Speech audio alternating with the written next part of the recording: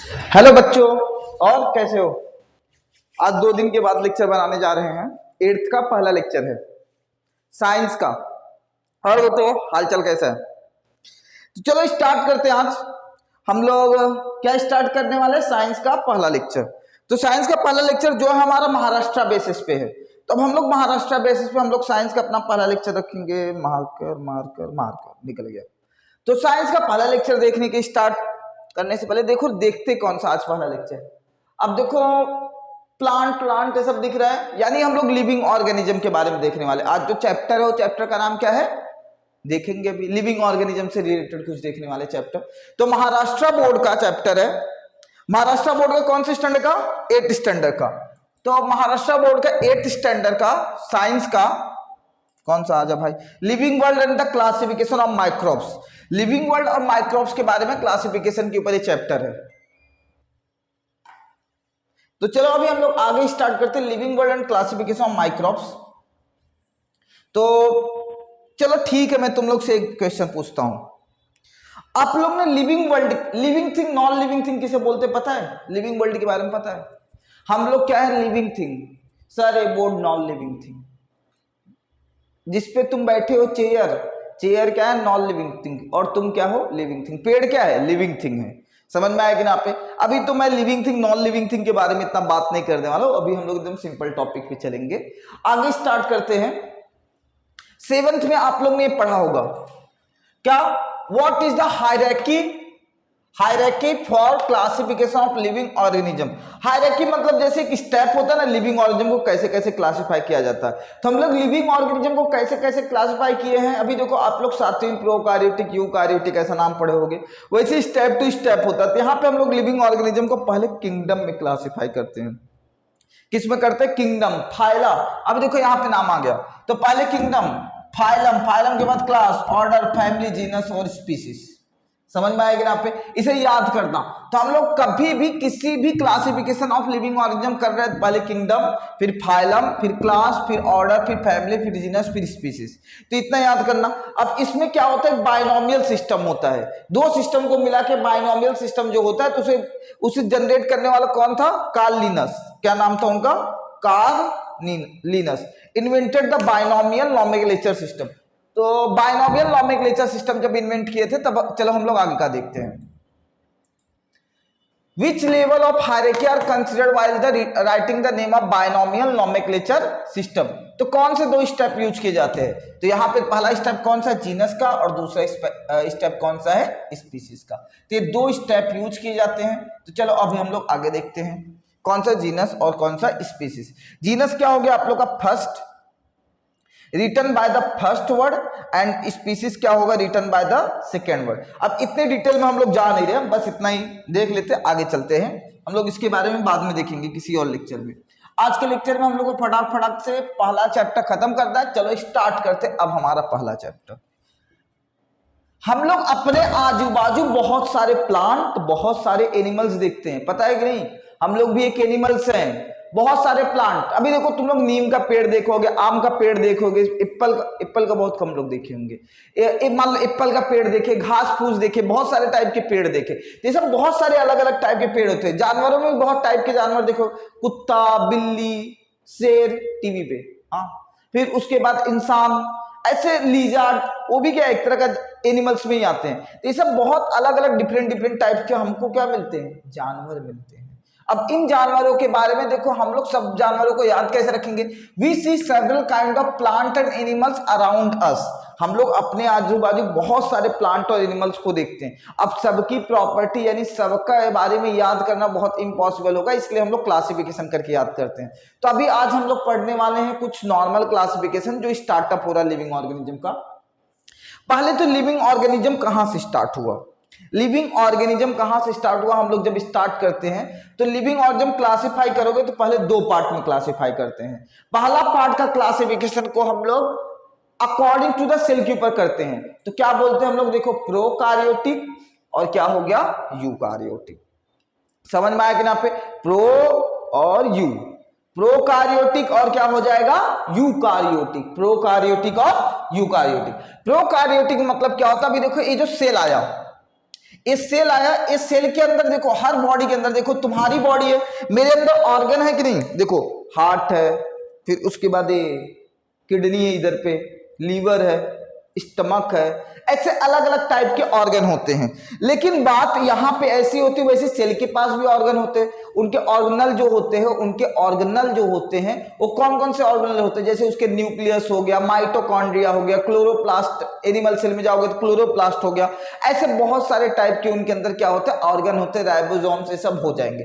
तो वो जो ऑर्गन होते हैं ना, तो उन ऑर्गन के ऊपर, जैसे अभी देखो आप लोग न्यूक्लियस देखोगे, तो अभी हम लोग पहले देखे होंगे न्यूक्लियस के ऊपर कवरिंग रहता है, जैसे न्यूक्लियस है, न्यूक्लियस के ऊपर अलग से कवरिंग रहता है। लेकिन ये जो प्रोकार्योटिक सेल होता है, इसके अंदर जो ऑर्गन होते हैं, जितने भी ऑर्गन होते हैं, उनके ऊपर कोई कवरिंग नहीं होता है। इसलिए देखो न्यूक्लियस के अंदर क्या भरा होता है, डीएनए भरा होता है, तो इसके ऊपर कोई कवरिंग नहीं रहेगा, डीएनए इधर उधर फैला रहेगा। देखो इसमें डीएनए इधर उधर फैला हुआ है, इसमें जो भी ऑर्गन है उनके ऊपर कोई कवर नहीं है। इसलिए इसका सेल क्या होता है, प्रोकार्योटिक का जो सेल होता है वेल डेवलप्ड नहीं होता है, वो तो वेल डेवलप्ड नहीं होता है। प्रोकार्योटिक का सेल कैसा होता है, वेल डेवलप्ड नहीं होता।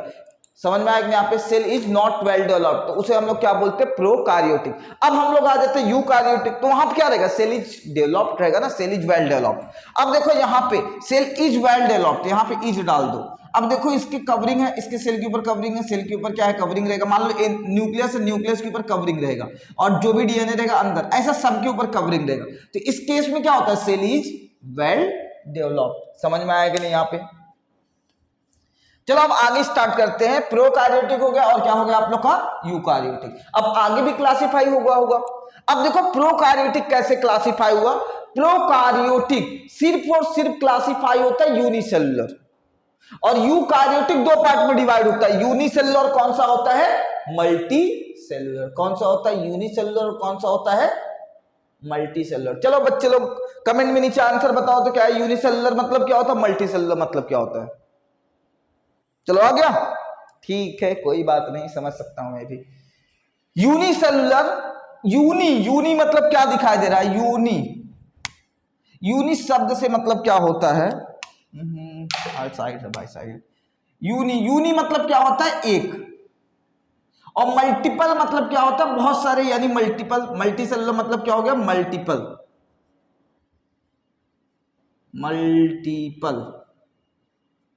और यूनी मतलब क्या होगा, सिंगल। जो सेल में जो लिविंग ऑर्गेनिज्म सिर्फ एक सेल से बने हो, जो लिविंग ऑर्गेनिज्म सिर्फ एक सेल से बने हो, उन्हें हम क्या बोलते हैं, यूनिसेलुलर। जो बहुत सारे सेल से मिलके बने हो, उन्हें हम लोग क्या बोलते हैं, मल्टी सेलुलर। चलो अब हम लोग स्टार्ट करते हैं यूनिसेलुलर और मल्टी सेलुलर के ऊपर टॉपिक।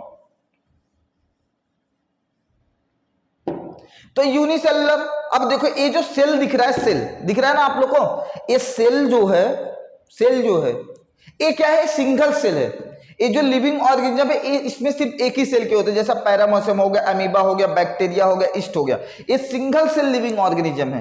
तो इन्हें हम लोग क्या बोलेंगे, unicellular. Living organism made of the single cell, living organism made of the single cell. अब देखो बात यहाँ पे होती है, सर इन लोग का एनर्जी कहाँ से मिलता होगा, ये सब। अब देखो बात है, अगर किसी को भी देखो, अमीबा जो है ना, इसके अंदर से खाना अंदर लिया, जो भी न्यूट्रिएंट था अब्सॉर्ब कर देगा, फिर उसके बाद कहीं से वो जो वेस्ट मटेरियल था बाहर छोड़ देगा। यानी एक ही सेल के अंदर खाना भी होता है, अब्सॉर्प्शन भी होता है, और निकालना भी होता है। समझ में आया कि ना आप पे? अब इतना तो समझ ही सकते हो। यानी एक ही सेल के अंदर, अभी देखो, लेकिन हमारे बॉडी में हर सेल का एक अलग अलग फंक्शन है। देखो यहाँ पे हम लोग खा रहे हैं, फिर उसके बाद डाइजेस्ट करने का, फिर मान लो वहां पे अब्जॉर्प्शन का, इजेशन का, जो भी ऐसे अलग अलग क्या है, प्रोसेस है।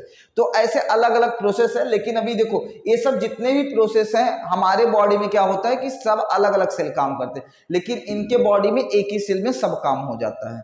तो ये देखो इस टाइप के सेल को हम लोग कौन सा सेल बोलते हैं, unicellular cell. Living organism made of the single cell, all the work perform in the same cell, all work perform in the same cell, उसे हम लोग क्या बोलते हैं, यूनिसेलुलर। चलो लिख देता हूं, all work perform in the same cell, in same cell. हो गया, all work perform in the same cell. चलो नेक्स्ट, अब हम लोग स्टार्ट करते हैं मल्टी सेलुलर। हम लोग है ना, हम लोग बहुत सारे सेल से बने हुए हैं। देखो पेड़ भी बहुत सारे सेल से बना हुआ है। देखो कुत्ता, देखो गुस्सा हो गया तुम लोग से दिखाने लगा तो देखो कुत्ता भी क्या है, बहुत सारे सेल से बना हुआ है। देख देख, अब देखो ये मच्छर भी क्या है, बहुत सारे सेल से बना हुआ है। मच्छर भी बहुत सारे सेल से बना हुआ है। देखो ये बॉडी भी देखो, ये यहाँ यहाँ यहाँ यहाँ यहाँ यहाँ यहाँ यहाँ यहाँ यहाँ यहाँ हर जगह इसके सेल से होंगे। बहुत सारे सेल्स हैं, बहुत सारे सेल्स हैं, यानी एनिमल्स, प्लांट, इंसेक्ट, ये सब क्या होते हैं, बहुत सारे सेल से बने होते हैं। तो इनका देखो, मान लो खाना खाया यहाँ पे, इसके पेट में गया, डाइजेस्ट हुआ, फिर कहाँ से निकल गया वो तो तुम समझ सकते हो। तो क्या हुआ, हर एक काम अलग अलग सेल कर रहा है। तो यहाँ पे क्या हो रहा है कि एक सेल में कोई फंक्शन नहीं परफॉर्म होता है, function perform in the different cell, function perform in the different cell. अब देखो यहाँ पे प्लांट, एनिमल, इंसेक्ट, तो क्या है प्लांट, एनिमल, इंसेक्ट,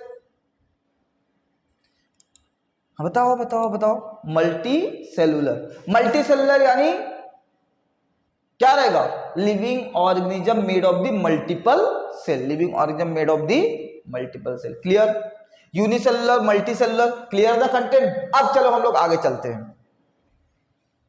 अब हम लोग देखेंगे यूनिसेलुलर डिवाइड हुआ है किसमें, मोनेरा में। किसमें, किसमें क्लासिफाई हुआ है, मोनेरा।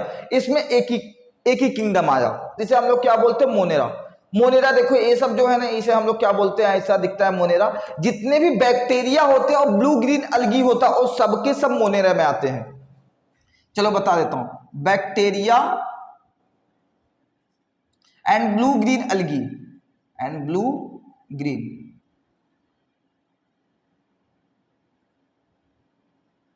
ठीक है, ये सब चीजें किसमें आती हैं, मोनेरा में, इसमें क्लासिफाई होता है। मिटा दे रहा हूं, याद रख लेना, ठीक है, अच्छा दिखना चाहिए ना, साफ सफाई। अब देखो यूनिसेलुलर, इसके यूनिसेलुलर में कौन है, प्रोटिस्टा। क्या हो गया, प्रोटिस्टा। ये पैरामोसियम, अमीबा जो है सब इसी सेल में आते हैं। समझ में आएगी ना, यहाँ पे सब इसी किंगडम में आते हैं। इसे हम लोग क्या बोलते हैं, किंगडम 1, और इसे हम लोग क्या बोलेंगे, किंगडम 2। और भी ऐसे बहुत, और भी अभी 3 किंगडम और भी हम लोग वो भी पढ़ने वाले हैं। तो देखो पहला किंगडम कौन सा हो गया आपका, मोनेरा। मोनेरा में क्या होता है, बैक्टीरिया, ब्लू ग्रीन एल्गी, ये सब क्या आते हैं, मोनेरा में आते हैं। तो मोनेरा में देखो ये सब जो भी इसके अंदर लिविंग ऑर्गेनिज्म आएंगे, ये क्या होंगे, सिंगल सेल। पहली बात तो क्या होंगे, सिंगल सेल, और क्या होंगे, प्रोकार्योटिक। सिंगल सेल और प्रोकार्योटिक। मोनेरा कैसा है, सिंगल सेल यानी यूनिसेलुलर, और कैसा है, प्रोकार्योटिक। और उसका सेल वेल डेवलप्ड है क्या, नहीं, सेल वेल डेवलप नहीं, यानी न्यूक्लियस डिस्टिंक्ट न्यूक्लियस है। समझ में आएगा ना, यहाँ पे वेल डेवलप न्यूक्लियस नहीं है, ठीक है। चलो अब देखते हैं, किंगडम मोनेरा हो गया, प्रोटिस्टा हो गया। अब प्रोटिस्टा, मोनेरा हो गया, तो ये यूनिसेलुलर। अब इसके मल्टी सेलुलर पे आते हैं। इसका किंगडम 1 कौन सा हो गया बच्चे लोग, मोनेरा। उसका किंगडम 1 कौन सा हो गया, प्रोटिस्टा। अब हम लोग आते हैं मल्टी सेलुलर पे। मल्टी सेलुलर 2 पार्ट में डिवाइड हुआ, विद सेल वॉल और without cell wall. With cell wall और कौन सा हो गया, विदाउट सेल वॉल। तो with cell wall, without cell wall, तो यानी सेल वॉल आप लोग जब देखोगे, एनिमल सेल रहता है, प्लांट सेल देखोगे, अब देखो उसके ऊपर एक कवरिंग दिखाई दे रहा होगा। ये जो कवरिंग दिखाई देता है ना, इस कवरिंग को हम लोग क्या बोलते हैं, सेल वॉल। इसके अंदर सेल मेम्ब्रेन रहता है, सेल मेम्ब्रेन के बाहर क्या होता है, सेल वॉल होता है। सेल वॉल, तो देखो प्लांट सेल में सेल वॉल मिलता है, लेकिन एनिमल सेल में सेल वॉल नहीं मिलता है। तो प्लांट सेल वॉल मिलता है, इसलिए उनकी स्किन को टच करोगे तो कड़क कड़क रहेगा। और मेरा देखो कितना सॉफ्ट है, सॉफ्ट नहीं, सबका सॉफ्ट रहता है। एनिमल्स का क्या होता है, सॉफ्ट रहता है, क्योंकि उनके ऊपर सेल वॉल नहीं होते हैं। चलो अभी हम लोग आगे चलते हैं। और भी रीजन है, बस यही रीजन नहीं, ये तो मैं नॉर्मल से बता दिया। तो विद सेल वॉल में डिवाइड किएगा, और विदाउट सेल वॉल, और विद सेल वॉल। अब देखो living organism with cell wall और विदाउट सेल वॉल। यहां पे भी ऑटोट्रॉप और क्या हो गया, हेटेरोट्रॉप। ऑटोट्रॉप में कौन आ गया, प्लांट। देखो ये प्लांट है। अब ये ऑटोट्रॉप क्यों बोलते हो भी देखेंगे। हेटेरोट्रॉप में फंगी आ गया, जो दूसरे खाना। ऑटोट्रॉप मतलब जो अपना खाना खुद से बनाता है, प्रोड्यूस देयर ऑन फूड। हेटेरोट्रॉप मतलब फंगी, जो दूसरे का खाना खाता है। तो अभी देखो फंगी, देखो आप लोग लकड़ी देखते हो, लकड़ी के ऊपर बोलते हैं ना गांव में, कुकुरमुत्ता जम गया है, बोलते हैं ना, मशरूम जिसे बोलते हैं, जम जाता है ना, तो देखो उसको हम लोग क्या बोलते हैं, फंगी होता है। लकड़ी को सड़ा रहा है, डिकम्पोज कर रहा है, तो उसको लकड़ी को सड़ा रहा है, डिकम्पोज कर रहा है, तो यानी डिकम्पोज सैप्रोफाइटिक हो गया। अब देखो विद सेल वॉल में कौन आता है, एनिमल्स। हम लोग एनिमल्स ही है ना, हम लोग एनिमल्स हैं, समझ में आएगा यहाँ पे। अब उनके खाने के ऊपर देखो, हम लोगों को तो पता है ऑटोट्रॉफ हेट्रोट्रॉफ, हेट्रोट्रॉफ हम लोग भी हैं, हम लोग दूसरे खाने के ऊपर डिपेंड रहते हैं ना। अब देखो एक खाना बनाता है इसलिए हम लोग इसे क्या बोलते हैं, प्रोड्यूसर, प्रोड्यूसर, ठीक है। और हम लोग उस खाना को खाते हैं, हम लोग क्या है, कंज्यूमर। अब देखो एक है फंगी, फंगी कैसा है, सबको सड़ाने का काम करता है, जानवर मर जाते हैं तो उनको भी सड़ाने का काम करता है, पेड़ खराब हो जाते हैं तो उनको भी सड़ाने का काम करता है, तो इसे हम लोग क्या बोलेंगे, डीकंपोजर, क्या बोलेंगे, डीकंपोजर। समझ में आएगा यहाँ पे क्या है, डीकंपोजर। कोई डाउट? अब देखो कितने किंगडम है, मोनेरा पहला किंगडम, प्रोटिस्टा दूसरा किंगडम, फिर प्लांटिया तीसरा किंगडम, फंगी तीसरा किंगडम, एनिमल्स कौन सा किंगडम रहेगा, चौथा। एनिमल्स कौन सा किंगडम रहेगा, चौथा। इसे देने वाला हमें कौन है, रॉबर्ट हेडगे व्हिटेकर। कौन है, रॉबर्ट हेडगे व्हिटेकर। समझ में आया? तो the 5 kingdom classified by the Robert हेडगे व्हिटेकर, 1969 में उनको नोबेल प्राइज मिला था।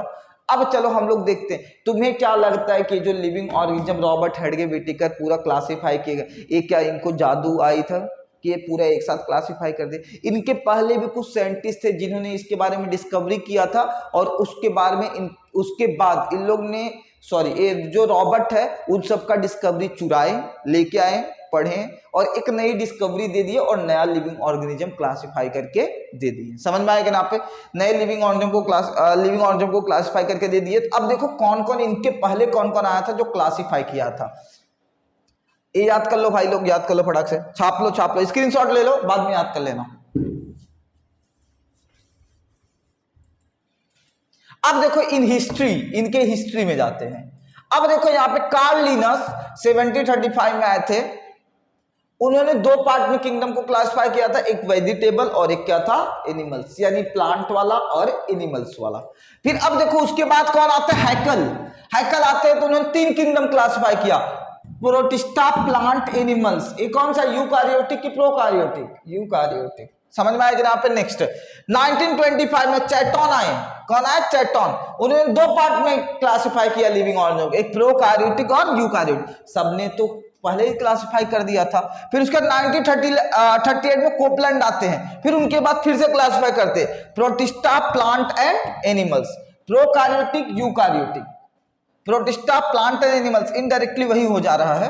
तो देखो जब सबका डिस्कवरी हो गया तो उन्होंने एक डिस्कवरी दिया लिविंग ऑर्गेनिज्म, अभी हम लोग देखे। फिर उसके बाद क्या हुआ, प्रोकारियोटिक, क्या हुआ, यूकारियोटिक। प्रोकारियोटिक में क्या हुआ, यूनिसेलुलर, इसमें 2 पार्ट हुआ, यूनिसेलुलर, क्या हुआ, मल्टीसेलुलर। यूनिसेलुलर में जब आगे देखोगे तो कौन था, मोनेरा था, और इसके यूनिसेलुलर में कौन था, प्रोटिस्टा था। अब इसके मल्टीसेलुलर में 2 पार्ट में डिवाइड हुआ, सेल वॉल और विदाउट सेल वॉल। तो सेल वॉल में कौन आ गया, प्लांट और फंगी, और विदाउट सेल वॉल में कौन आ गया, एनिमल्स। इस सबको मिला के तब इन्होंने एक नया हिस्ट्री दे दिया। तो अब चलो हम लोग आगे देखते हैं।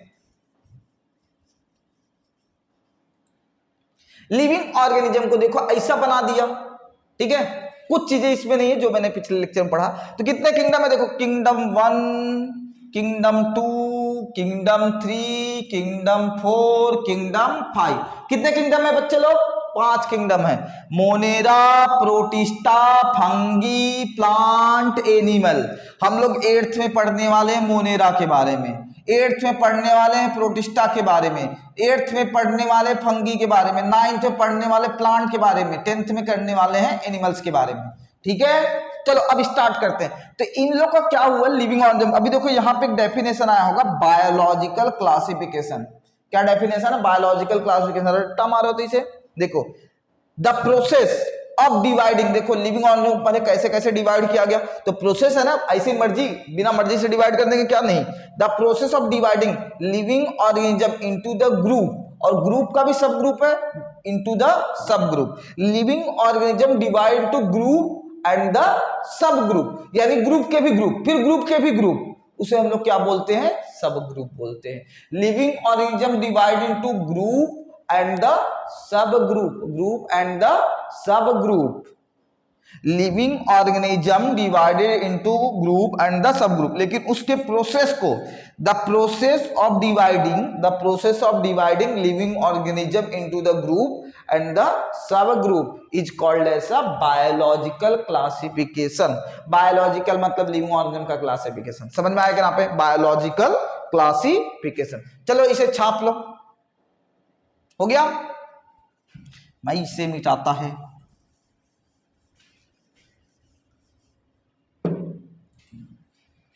ये अब देखो, ये तो हम लोग अभी पढ़े ना, living organism prokaryotic eukaryotic, prokaryotic से यूनिसेलुलर मोनोरेक्टिंगम, यूकैरियोटिक से यूनिसेलुलर मल्टीसेलुलर, यूनिसेलुलर क्या हो गया प्रोटिस्टा, इसका सेल वेल डेवलप नहीं था, इसका सेल वेल डेवलप था। अब देखो मल्टीसेलुलर से क्या हुआ था आप लोग का, with cell wall without cell wall, तो लेकिन यहाँ पे डायरेक्टली दिया फंगी प्लांट एनिमल्स। फंगी में क्या है सेल वॉल है, प्लांट में भी क्या है सेल वॉल, इसके अंदर नो सेल वॉल, ठीक है।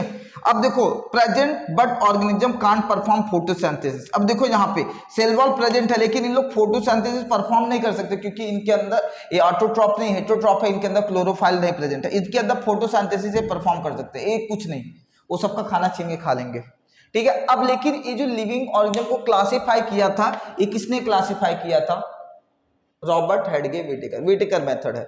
अब व्हिटेकर मेथड ने कुछ कौन सा प्रोसेस फॉलो किया होगा लिविंग ऑर्गेनिज्म को क्लासिफाई करने के लिए, चलो स्टार्ट करते हैं।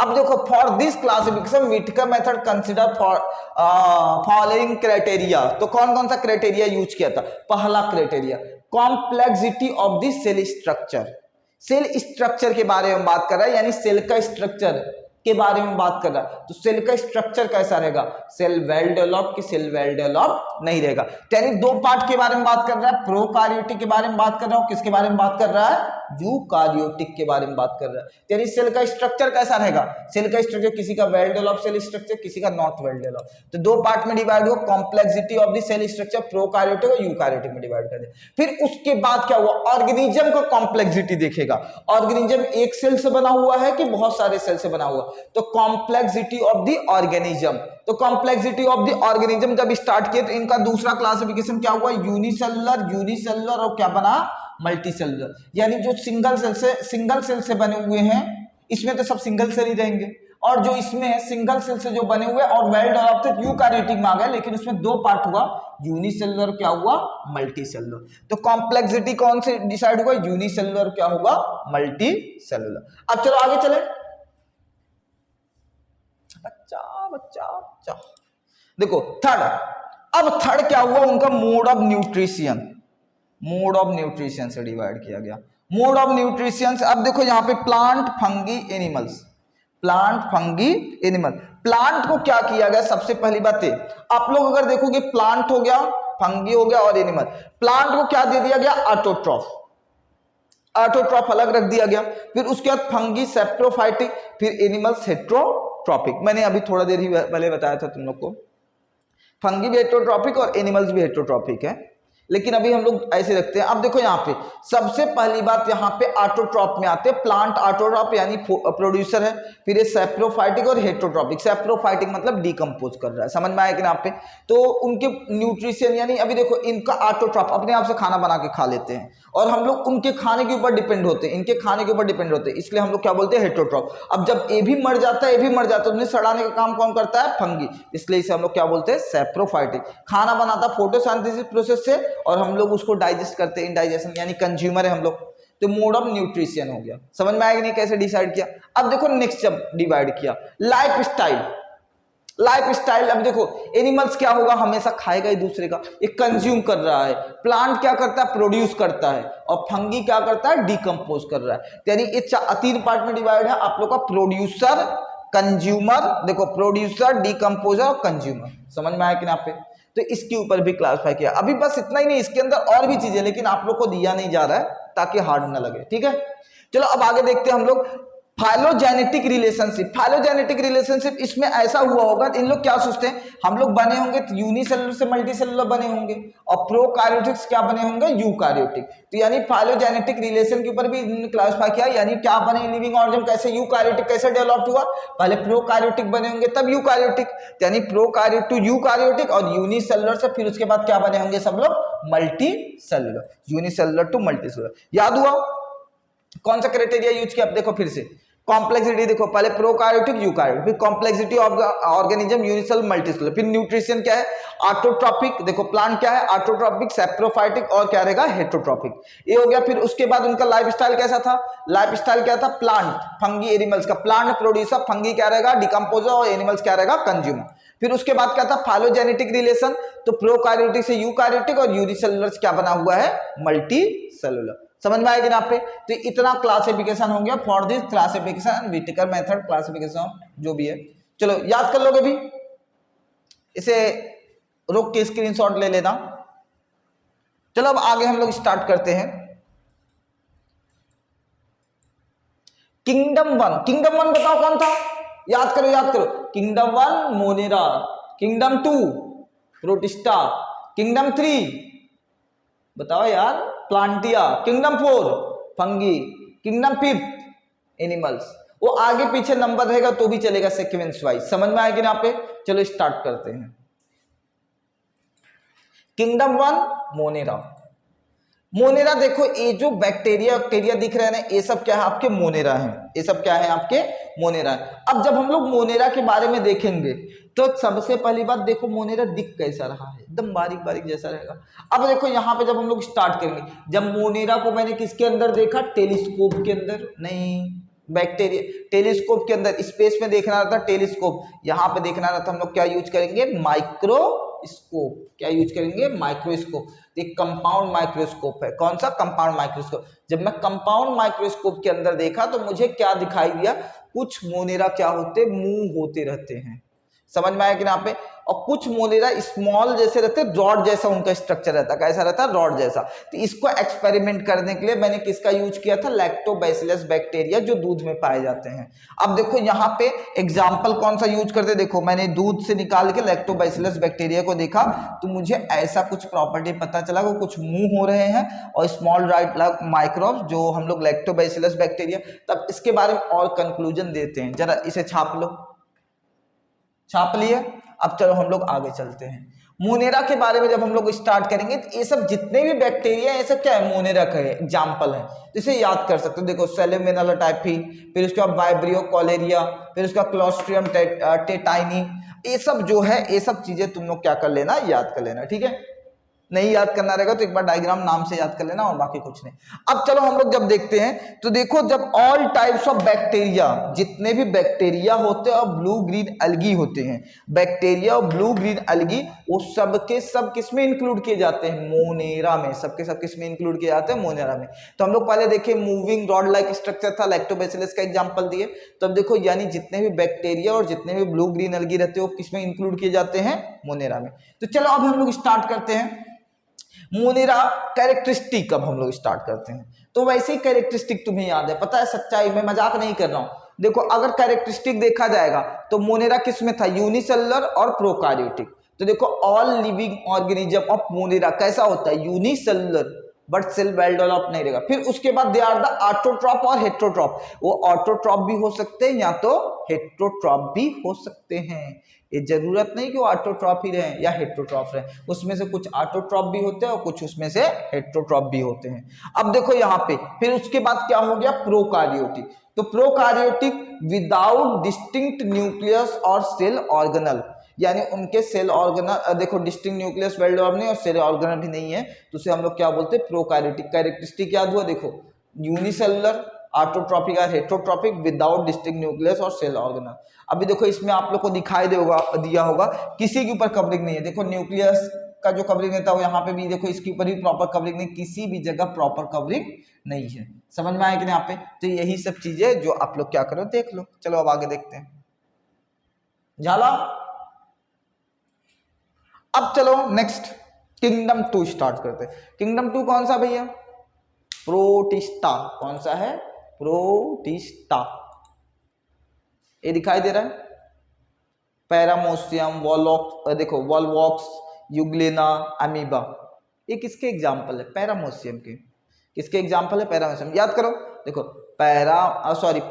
प्रोटिस्टा के। किसके एग्जाम्पल है? प्रोटिस्टा के। चलो याद करो पैरामोसियम, वॉलवॉक्स, यूग्लेना और अमीबा। समझ में आया? प्रोटिस्टा के एग्जाम्पल हो गए। अब प्रोटिस्टा के जब एग्जाम्पल हो गया तो अब स्टार्ट करते हैं यूग्लेना, अमीबा। अब हम लोग यहाँ पे एक एक चीजें स्टार्ट करते हैं। ऑब्जर्व, अगर मुझे इसको देखना रहेगा, इसको मैं हाई या लो माइक्रोस्कोप में देख सकता हूँ, बहुत ज्यादा पावर का माइक्रोस्कोप नहीं चाहिए इसके लिए। अब देखो, जब देखेंगे यू विल फाइंड, जब मैंने इसको माइक्रोस्कोप के अंदर देखा या तुम माइक्रोस्कोप के अंदर देखो, तुम्हें क्या मिलेगा? सबसे पहली बात क्या मिलेगा? Some motile microbe with irregular shape. कुछ मोटाइल माइक्रोब हैं, कुछ मोटाइल माइक्रोब हैं, यानी मोटाइल मतलब जो मुंह होते हैं, वो मोटा वाला नहीं, जो मुंह होते हैं यहाँ पे मोटाइल। तो मोटाइल माइक्रोब हैं जो क्या हो रहे हैं? इरेगुलर शेप, और कुछ विथ इरेगुलर शेप। अगर अमीबा देखोगे ना, अमीबा, दिस आर अमीबा, हम लोग किसको देखे थे? अमीबा। उनका शेप क्या रहेगा? फिक्स नहीं रहेगा, वो अपना शेप क्या हो रहे हैं? बदल रहे हैं, तो उन्हें हम लोग क्या बोलते हैं? Irregular shape. समझ में आएगा यहाँ पे? Irregular shape. तो अब देखो यहाँ पे प्रोटिस्टा एग्जांपल समझ में आएगा यहाँ पे? पैरामोसियम, वॉलवॉक्स, यूग्लेना, अमीबा। तीन लोग को जब मुझे देखना रहेगा तो नॉर्मल माइक्रोस्कोप में मैं देख सकता हूँ, नॉर्मल माइक्रोस्कोप में देख सकता हूँ। तो मैंने जब देखा तो मुझे क्या मिला? मुझे मिला कि कुछ मुंह हो रहे हैं और इरेगुलर शेप। तो एग्जाम्पल कौन सा था? अमीबा। चलो आगे स्टार्ट करें। प्रोटिस्टा जब हम लोग स्टार्ट करते कैरेक्टरिस्टिक, तुम लोग सही में कैरेक्टरिस्टिक पढ़ चुके हो, चलो दिखाते हैं। प्रोटिस्टार सिंगल सेल, प्रोटिस्टार सिंगल सेल, तो पहला पॉइंट क्या लिखोगे? प्रोटिस्टार यूनिसेलुलर, यूनिसेल्यूलर, और with distinct nucleus enclose in a nuclear membrane, distinct nucleus enclose in nuclear membrane. Protista का जब देखोगे, प्रोटिस्टा जब देखोगे, सबसे पहली बात कौन से पार्ट में आया था? प्रोकार्योटिक। तो एक सेकंड पॉइंट क्या हो जाएगा? मान लो क्या है? प्रोकार्योटिक। प्रोकार्योटिक यानी उसका जो ऑर्गन होगा उसके ऊपर सेल क्या होगा? वेल डेवलप्ड होगा, जो भी होगा, सॉरी, सेल जो होगा वो सेल क्या होगा? वेल डेवलप्ड होगा, यानी सबके ऊपर कवरिंग होगा। यानी न्यूक्लियर मेम्ब्रेन क्या होता है? न्यूक्लियर मेम्ब्रेन क्या होता है? देखो अभी सेल था, सेल के ऊपर एक कवरिंग है, तो सेल की कवरिंग को हम लोग क्या बोलते हैं? सेल मेम्ब्रेन बोलते हैं। वैसे देखो न्यूक्लियस जो होता है, न्यूक्लियस के ऊपर एक कवरिंग होता है, उस कवरिंग को हम लोग क्या बोलते हैं? न्यूक्लियर मेम्ब्रेन बोलते हैं। क्या बोलते हैं हम लोग? Nuclear membrane. समझ में आया कि यहाँ पे कोई डाउट? Nuclear membrane. अब चलो हम लोग आगे स्टार्ट करते हैं न्यूक्लियर मेम्ब्रेन से रिलेटेड। तो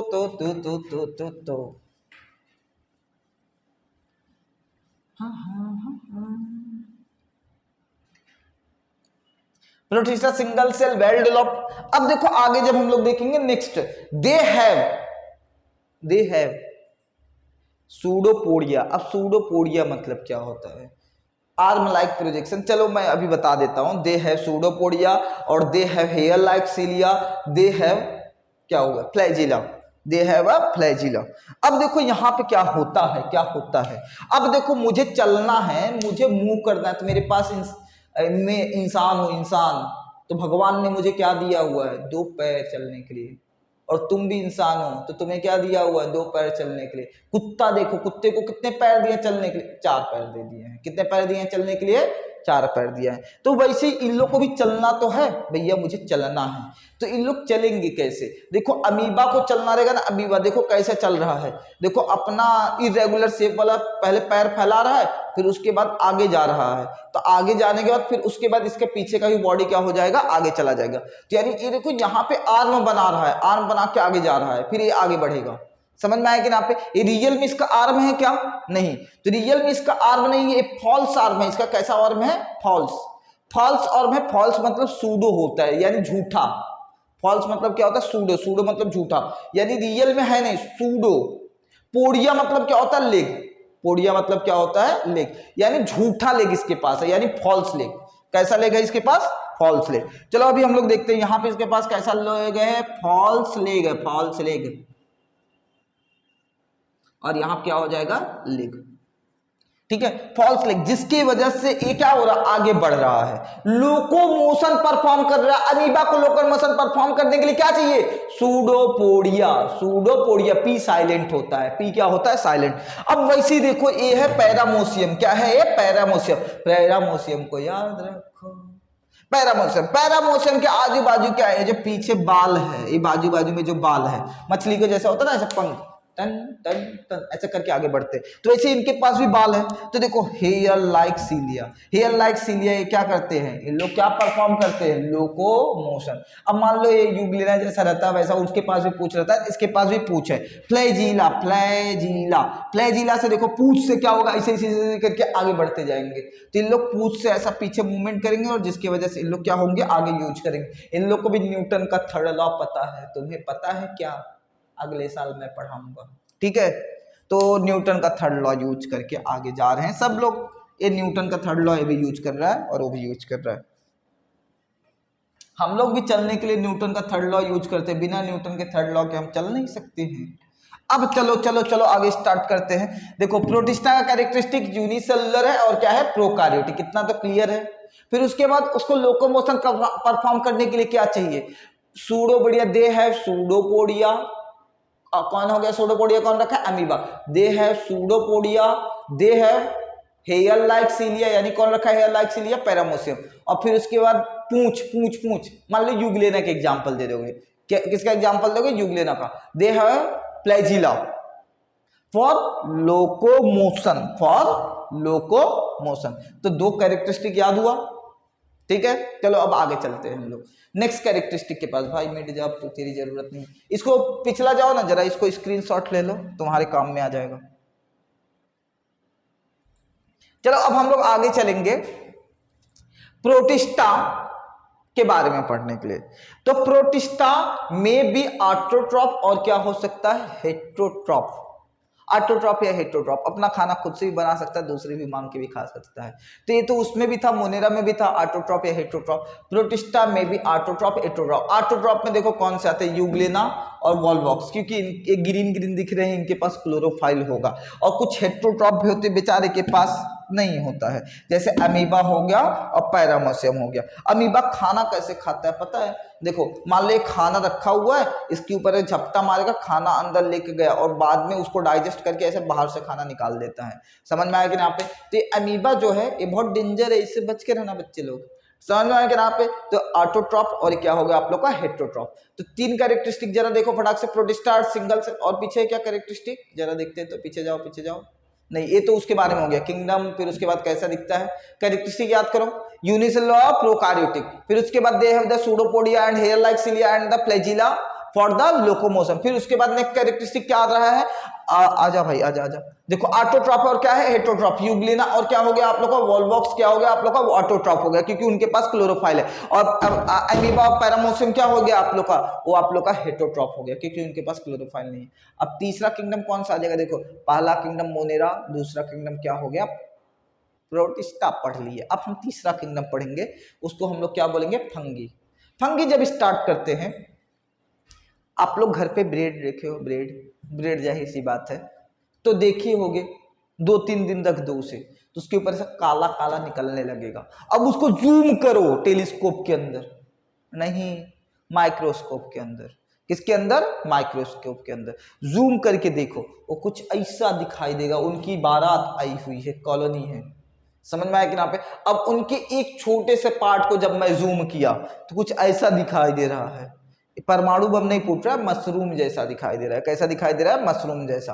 तो मशरूम जैसा दिखाई दे रहा है, तो ये बैक्टीरिया हो गए, जैसे रहते हैं ना वैसे ये भी हैं, फंगस इसे बोलते हैं। इसे क्या बोलते हैं हम लोग, फंगस। अब ब्रेड तुम खाओगे नहीं, ये फंगस को पता गया हो गया है, ब्रेड अब खराब होने वाला है, यानी अब इंसान इसे नहीं खाने वाला, तब हमें खाना पड़ेगा, इसलिए फंगस अपने काम पे जुट गए हैं। समझ में आया कि यहाँ पे, तो ये फंगस फंगी अपना काम करना स्टार्ट कर दिए हैं। तो हम लोग को कहाँ देखने के लिए मिलता है, समझ में आया, रोटी वोटी रख दो, तुम्हारे इंसानों के ऊपर भी आता है। देखो जो खाज खुजली ऐसा होता है ना, जिसको दाग हो जाता है, वो भी एक तरह का फंगस है। समझ में आया कि यहाँ पे। चलो अब हम लोग आगे देखते हैं, fungus fungus fungus fungus fungus growing on the surface of the bread, और हमारे बॉडी पे भी ग्रो होता है। अब कैरेक्टरिस्टिक इसके बारे में पढ़ते हैं। कभी भी देखोगे नॉन ग्रीन, बेचारा हरा भरा दिख रहा है क्या, नहीं नॉन ग्रीन।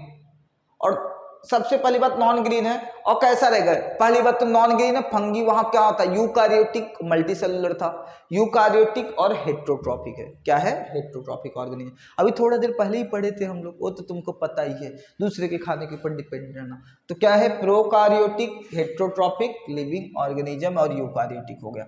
फिर उसके बाद most of them are saprophytic, most of them कैसा है, बहुत ज्यादा से ज्यादा उसमें क्या है, saprophytic, they feed upon on the decaying organic matter. वो किसके ऊपर डिपेंड करते हैं, डिकेइंग ऑर्गेनिक मैटर के ऊपर। किसके ऊपर डिपेंड करते हैं, डिकेइंग। डिकेइंग मतलब क्या होता है, देखो ये लकड़ी है, लकड़ी, अरे भाई लकड़ी, लकड़ी जब सड़ती है तो उसके ऊपर देखोगे ऐसे कुकुरमुत्ता टाइप में जमने लगते हैं, दिखाई दे रहा ना, ऐसे जमने लगते हैं ये सब। तो वो क्या हो रहा है, सैप्रोफाइटिक, जो दूसरे को सड़ाने का काम करते हैं, और दूसरा क्या है, डिकेइंग मैटर, यानी डीके करते हैं, क्या करते हैं, डीके करते हैं। अब उनके ऊपर क्या होता है, एक लेयर होता है, जब तुम लोग देखो टच करोगे तो एक लेयर जैसा होता है, हाथ में टच करोगे सफेद सफेद भी लगता है, तो तुम लोग तो टच करोगे, जाके ट्राई करोगे, तो उसको हम लोग क्या बोलते हैं, they are cell wall is made of the tough and complex sugar complex, sugar से बना हुआ था, कॉम्प्लेक्स सुगर से, तो उसे हम लोग क्या बोलते हैं, चिटिन बोलते हैं, क्या बोलते हैं उसे हम लोग, चिटिन, चिटिन, उसका लेयर जो होता है उसको हम लोग क्या बोलते हैं, चिटिन बोलते हैं। समझ में आएगा यहाँ पे। अब चलो हम लोग आगे देखते हैं चिटिन कहाँ पे होता है, पहले वो देखते हैं। ये देखो इसका सेल वॉल, सेल मेम्ब्रेन जो होता है, यानी सेल वॉल सेल मेम्ब्रेन, उसके बीच में देखो, इस सेल वॉल सेल मेम्ब्रेन के बीच में, तब देखो इस सेल है मान लो, इसके बीच में देखो ऐसा ऐसा ऐसा ऐसा ऐसा ऐसा, ये जो है ना, ये जो लेयर है, ये जो लाल कलर का दिखाई दे रहा है, उसके अंदर चिटिन होता है, क्या होता है, चिटिन, जो उसको मजबूती प्रदान करता है। समझ में आया कि ना पे उसके सेल को। चलो अब आगे चलते हैं, स्क्रीनशॉट ले लो बच्चे लोग। चलो आगे चलते हैं। कैरेक्टरिस्टिक और भी, some fungi are thread like and many of the nucleus present. देखो उसमें बहुत सारे फंगी ऐसे होते हैं एकदम रस्सी जैसे होते हैं, थ्रेड जैसे होते हैं, और बहुत सारे फंगी होते हैं उनके अंदर बहुत सारे न्यूक्लियस होते हैं। जैसे अभी एक सेल के अंदर एक ही न्यूक्लियस है, लेकिन इसके फंगी के अंदर ना एक सेल के अंदर बहुत सारे मैनी मैनी न्यूक्लियस होते हैं। फिर उसके अंदर बात है, अभी देखो एग्जाम्पल फंगी का देखो, बीकर ईस्ट आप लोग बनाते हैं तो उसमें फंगी का यूज होता है। समझ में आया कि ना पे, बीकर ईस्ट फंगी का नाम है। फिर उसके बाद एस्पारगिलस, फंगस ऑन क्रोम, ये देखो एस्पारगिलस, जो हम लोग मक्का खाते हैं ना, मक्का जब उसके ऊपर फंगस लग जाता है, ऐसे काला काला हो जाता है। पेनिसिलियम, पेनिसिलियम, और फिर उसके बाद मशरूम, देखो ब्रेड ब्रेड के ऊपर लगता है ना, पाव के, वो क्या हो गया, पेनिसिलियम। फिर उसके बाद मशरूम, ये लकड़ी उकड़ी के ऊपर लगता है। ये सब क्या है, आपके फंगी है, ये सब क्या है, आपके फंगी है। अब चलो ये सब चीजें हम लोग देख लिए। अब यहां से अब हमारा क्लासिफिकेशन माइक्रोब। तो बच्चे लोग ये माइक्रोब अब लेक्चर स्टार्ट होने वाला है। तो माइक्रोब क्या होगा कि हम लोग नेक्स्ट लेक्चर स्टार्ट करेंगे लेक्चर नंबर 2 से। तो लेक्चर नंबर 1 तक हम लोग का किंगडम, 3 किंगडम हो गया। अब 8th चैप्टर का पार्ट 1 खत्म हो गया है, सॉरी 8th का फर्स्ट चैप्टर का पार्ट 1 खत्म हो गया है। पार्ट 2 जो रहेगा उसका अभी स्टार्ट करेंगे नेक्स्ट लेक्चर से, लेक्चर नंबर 2 में। तो अपने दोस्तों से पहले देखो, दोस्तों को पहले बोल दो सब्सक्राइब करने के लिए, और तुम भी सब्सक्राइब कर लो। समझ में आएगा ना पे, लेक्चर अच्छा लगा तो। और जितना जितना जल्दी जल्दी सब्सक्राइबर बढ़ाओगे उतनी जल्दी जल्दी लेक्चर आते जाएगा। तुम लोग इंटरेस्टेड रहोगे तो हम भी इंटरेस्टेड रहेंगे यार।